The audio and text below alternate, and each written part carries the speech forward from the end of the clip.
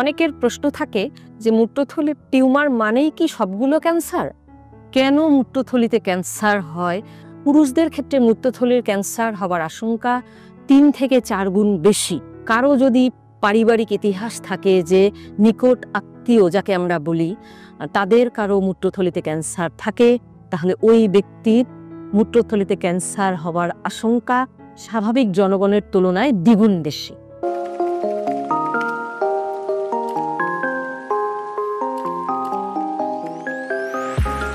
মূত্রথলির cancer শব্দটি আমাদের কাছে খুবই ভয়াবহ, অথবা মূত্রথলিতে টিউমার, এই বিষয়ে কথা বলতে এসেছি। তবে আজকের আমার এই ভিডিওটি কেন মূত্রথলিতে ক্যান্সার হয় সেটি বলার জন্য। কারণগুলো যদি আমরা জানতে পারি, সবগুলো যদিও ঠেকানো সম্ভব না, কিছু কিছু ক্ষেত্রে কিন্তু আমরা সেগুলো প্রতিরোধ করতে পারবো। কিভাবে? যেগুলো কারণ, সেই কারণগুলো যদি আমরা অ্যাভয়েড করি, ঝুঁকি অনেকখানি কমে আসবে। এখন আসি যে মূত্রথলিতে টিউমার বা ক্যান্সার। অনেকের প্রশ্ন থাকে যে মূত্রথলির টিউমার মানেই কি সবগুলো ক্যান্সার?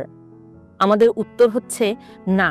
কারণ মূত্রথলিতে যেমন ক্যান্সার জাতীয় টিউমার হয়, তেমনি কিছু টিউমার হয় যেগুলো ক্যান্সার জাতীয় নয়, যেমন প্যাপিলোমা হয়, লিওমায়োমা হয়, তবে ক্যান্সার জাতীয় টিউমারই বেশি হয়।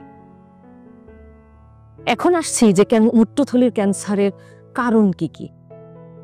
প্রথমত আসি, আমরা কিন্তু জানি যে কোনো ক্যান্সারের ক্ষেত্রে 2 ধরনের ফ্যাক্টর কাজ করে। একটি হচ্ছে জেনেটিক ফ্যাক্টর, বা আপনার শরীরে যে জিনগত বা বংশগত ক্রোমোজোমাল যে মিউটেশন আমরা বলি, পরিবর্তন আছে, সেটির কারণে। কারো যদি পারিবারিক ইতিহাস থাকে যে নিকট আত্মীয় যাকে আমরা বলি তাদের কারো মূত্রথলিতে ক্যান্সার থাকে, তাহলে ওই ব্যক্তির মূত্রথলিতে ক্যান্সার হওয়ার আশঙ্কা স্বাভাবিক জনগণের তুলনায় দ্বিগুণ বেশি। আর কি কি কারণে হতে পারে? এটিতে আমাদের তেমন কিছু করবার থাকে না, কিন্তু বাকি যে কারণগুলো, সেগুলোতে কিন্তু আমাদের স্টেপ নেবার বা প্রতিরোধ করবার সুযোগ আছে। বাকি কি কি কারণে হয়? এর মধ্যে কিছু আছে আমরা প্রতিরোধ করতে পারবো, কিছু পারবো না। যেমন বয়সজনিত কারণ, যতই বয়স বাড়তে থাকে ততই কিন্তু মূত্রথলির ক্যান্সারের ঝুঁকি বাড়ে। সবচেয়ে বেশি পাওয়া যায় 71 থেকে 80 বছর বয়স্ক মানুষদের। এরপর আসি, কাদের বেশি হয়, পুরুষের না মহিলার? পুরুষদের ক্ষেত্রে মূত্রথলির ক্যান্সার হবার আশঙ্কা 3 থেকে 4 গুণ বেশি। কেন বেশি? ধারণা করা হয় যে পুরুষরা ধূমপান বেশি করেন, এবং যে আমরা ক্যান্সারের রিস্ক ফ্যাক্টর যেসবকে বলি, বা যেসব এক্সপোজারে ক্যান্সার বেশি হয়, সেই সকল মেটালিক এক্সপোজারগুলো পুরুষদের ক্ষেত্রে বেশি হয়। এরপরে আর কি ঝুঁকি ফ্যাক্টর আছে মূত্রথলিতে ক্যান্সার হবার?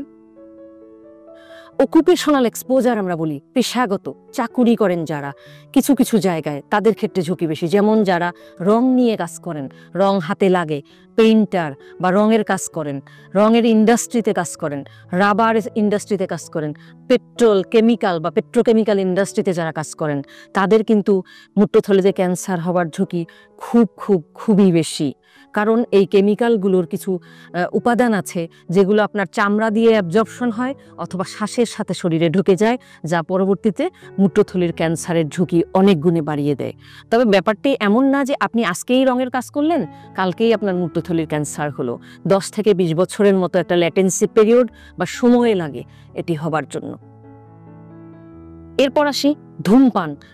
বেশিরভাগ ক্যান্সারেরই কিন্তু একটি ঝুঁকি হচ্ছে ধূমপান করা। যারা ধূমপান করেন তাদের কিন্তু মূত্রথলির ক্যান্সার হবার আশঙ্কা 2 থেকে 6 গুণ বেশি স্বাভাবিক অধূমপায়ী মানুষের তুলনায়।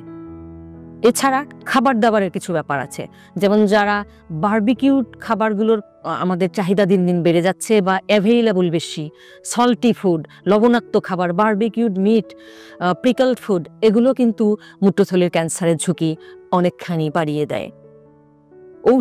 ঔষধের মধ্যে কিছু আছে, যেমন ফেনাসেটিন নামে এক ধরনের ব্যথার ওষুধ আছে, যেটি কেউ দীর্ঘদিন যদি সেবন করে তখন ক্যান্সারের ঝুঁকি বেড়ে যায় মূত্রথলিতে। এছাড়া অন্য কোনো ক্যান্সারের কারণে বা অন্য রোগে যদি সাইক্লোফসফামাইড নামক এক ধরনের থেরাপি দেওয়া হয়, এই ঔষধ যদি দেওয়া হয়, সেক্ষেত্রেও তার ক্যান্সারের ঝুঁকি মূত্রথলিতে বাড়তে পারে। আর কি কারণে হতে পারে? মূত্রথলিতে যদি দীর্ঘদিনের ইনফেকশন থাকে, দীর্ঘদিন ধরে যদি মূত্রথলিতে পাথর থাকে, বিশেষ করে মূত্রথলির ইনফেকশন যদি সিস্টোসোমা হেমাটোবিয়াম নামক এক ধরনের জীবাণু আছে সেটি দিয়ে হয়, তখনও কিন্তু মূত্রথলিতে ক্যান্সারের ঝুঁকি বেড়ে যায়। মোটামুটি বেশ কিছু ফ্যাক্টর নিয়ে আমি আলোচনা করেছি। এর মধ্যে সবগুলো আমরা মডিফাই করতে পারবো না। যেমন বয়সটাকে আপনি তো আর ঠেকাতে পারবেন না, বয়সের পরিবর্তন।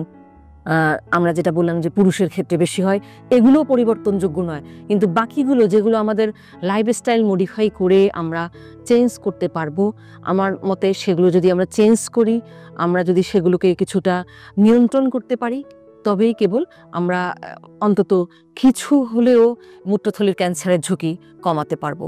আশা করি আজকের উপদেশগুলো আপনাদের ভালো লাগবে এবং আমরা সবাই এই নিয়মকানুনগুলো একটু মেনে চলার চেষ্টা করব, যেগুলো মডিফাই করা সম্ভব। ধন্যবাদ সকলকে।